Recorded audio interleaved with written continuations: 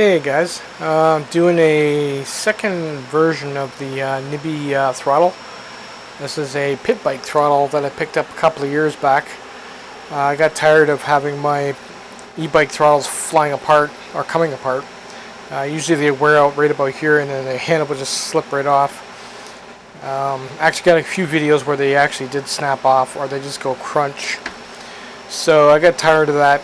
So a couple years back I started working on a design to use one of these pit bike aluminum throttles, and the first design was with a mountain bike brake caliper, and this one here you basically just take the thumb throttle and just slip it on there, tighten it down, and this finger here would push on it. It worked really good actually. Good return spring for the throttle. I had to take this part here, the adjustment nut that was on the end of the brake. I literally hammered it right into the piece of pipe, and without damaging the thread, so I could screw it back in. Anyway, it worked pretty good, but mounting that on the bike was a bit of a pain. Because not only did you have this side here with the moving part, you had this side here with the moving part. It was next to impossible to mount. So I came up with this idea. 3D printed the case. I had to modify it a bit to make it fit. But all the screws go in it. This one here's got extra holes. I'm going to end up reprinting the lid just to seal it up. It doesn't get water in it. But that makes it much easier to mount on the bike, obviously. It works pretty good actually. The only issue I have is the returns. I can't do this with one hand. The return spring is a little stiff, so yeah, I can't do it with one hand.